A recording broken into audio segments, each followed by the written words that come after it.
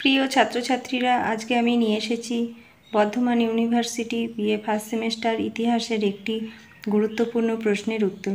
প্রশ্নটি হলো, ভারতীয় বৈচিত্র্যের মধ্যে ঐক্যের তাৎপর্য আলোচনা করো। ভূমিকা: উত্তরে হিমালয় থেকে দক্ষিণে কন্যাকুমারিকা পর্যন্ত এবং পশ্চিমে আরব সাগর থেকে পূর্বে বঙ্গোপসাগর পর্যন্ত বিস্তৃত ভূখণ্ড ভারতবর্ষ হল বৈচিত্র্যের লীলাভূমি।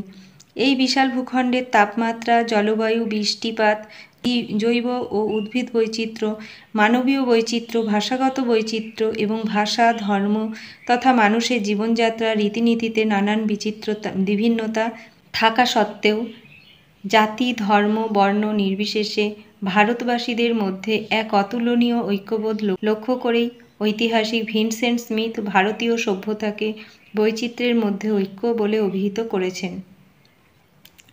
ভৌগোলিক বৈচিত্র্য: ভারতের উত্তর সীমানায় হিমালয় পর্বতমালার চূড়াগুলির মধ্যে এভারেস্ট ও কাঞ্চনজঙ্ঘা পৃথিবীর সর্বোচ্চ পর্বতচূড়াগুলির অন্যতম। আবার গঙ্গা যমুনার সমতল ভূমির বিশাল উর্বর ভূমিও ভারতে অবস্থিত। আসামের চেরাপুঞ্জিতে পৃথিবীর সর্বাপেক্ষা বেশি বৃষ্টিপাত হয়। আবার রাজস্থানের থর মরুভূমিতে কণামাত্র ঘাস জন্মায় না। আবার পূর্বে ও পশ্চিমে রয়েছে বঙ্গোপসাগর ও আরব সাগরের সংলগ্ন দীর্ঘ উপকূলভূমি। উড়িষ্যা, মধ্যপ্রদেশে গহন অরণ্য বর্তমান। নেক্সট পয়েন্ট, জনগোষ্ঠীর বৈচিত্র্য। যুগ যুগ ধরে বহু বিদেশি জাতি ভারতে প্রবেশ করেছে। দ্রাবিড়, আর্য, পারসিক, গ্রিক, শক, পল্লব, কুষাণ, আরব, তুর্কি, আফগান, মঙ্গোল জাতিগোষ্ঠীর সমন্বয়ে ভারতীয় মহাজাতি গড়ে উঠেছে। ভারতের আদিম অধিবাসী কোল, ভিল, মুন্ডা, সাঁওতাল প্রভৃতির মানুষেরাও এই মহাজাতির অন্তর্ভুক্ত। এইরূপ বৈচিত্র্যময় জনগোষ্ঠী পৃথিবীর খুব কম দেশেই দেখা যায়। নেক্সট পয়েন্ট, ভাষাগত বৈচিত্র্য। ভারতে জনগোষ্ঠী বিভিন্ন হওয়ায় ভাষার বিভিন্নতা স্বাভাবিকভাবেই পরিস্ফুট হয়ে উঠেছে। এখানে ব্যবহৃত ভাষার সংখ্যা 179টি এবং উপভাষার সংখ্যা 544টি। তবে যে সমস্ত ভাষার সঙ্গে সংস্কৃতির যোগ রয়েছে সেগুলিরও ব্যবহার সর্বাধিক, তার সংখ্যা মাত্র 15টি। বস্তুত ভাষাগত দিক থেকে ভারতীয়দের মধ্যে যথেষ্ট বৈচিত্র্য লক্ষ্য করা যায়। এইসব ভাষাগুলির মধ্যে এক অন্তর্নিহিত ঐক্যের সুর পরিলক্ষিত হয়।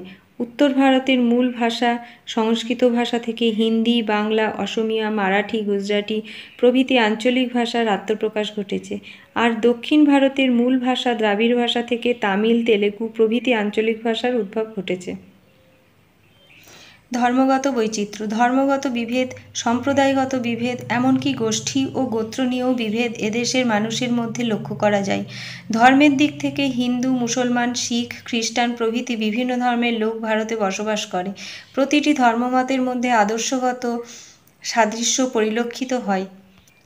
প্রতিটি ধর্মের মধ্যে উদারতা, সত্যবাদিতা, সহনশীলতা প্রভৃতি সদ্গুণের উপর গুরুত্ব দেওয়া হয়েছে। প্রায় প্রতিটি ধর্মেরই মুখ্য উদ্গাতাগণ শুনিয়েছেন পরধর্ম পরমত সহিষ্ণুতার কথা, শুনিয়েছেন যত মত তত পথের বাণী। প্রত্যেক ধর্মমতের উপাসনাগৃহ, আচার আরাধনার বহিরাঙ্গিক পার্থক্য থাকলেও সকল ধর্মই শুনিয়ে গেছেন ঈশ্বরলাভই মনুষ্য জীবনের একমাত্র উদ্দেশ্য, অর্থাৎ মোক্ষ লাভ। রাজনৈতিক অনৈক্য। সমগ্র ভারতকে কোনো একক রাজনৈতিক শক্তির শাসনাধীনে আনার চেষ্টা ভারতবর্ষে বারবার হয়েছে, কিন্তু বেশিরভাগ সময়েই তা সম্ভব হয়নি।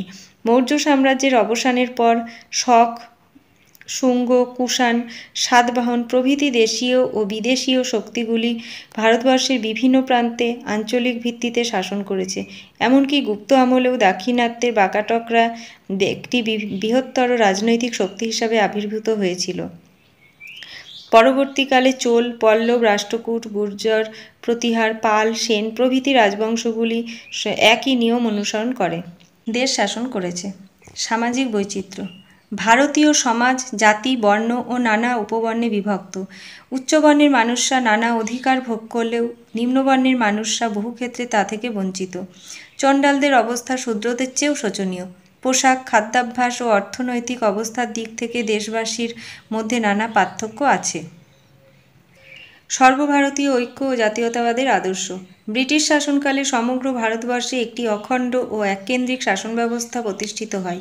রেলপথ ও বিভিন্ন আধুনিক যোগাযোগ ব্যবস্থার উন্নতি ঘটিয়ে ব্রিটিশ শাসকরা সর্বভারতীয় ঐক্য প্রতিষ্ঠা করেন।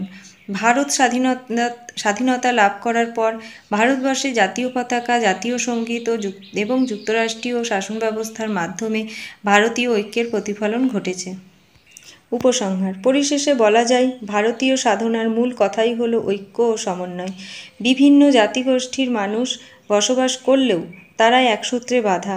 বর্তমানকালে বিদেশি আক্রমণ, সন্ত্রাসবাদী কার্যকলাপ প্রভৃতি কারণে কখনো কখনো সামরিক অশান্তির পরিবেশ তৈরি হলেও ভারতের সনাতন ঐক্যের ধারাকে বিনষ্ট করতে পারেনি। এই প্রসঙ্গে বিশ্বকবি রবীন্দ্রনাথ ঠাকুর লিখেছেন, ভারতবর্ষের চিরদিনই একমাত্র চেষ্টা দেখিতেছি প্রভেদের মধ্যে ঐক্য স্থাপন করা।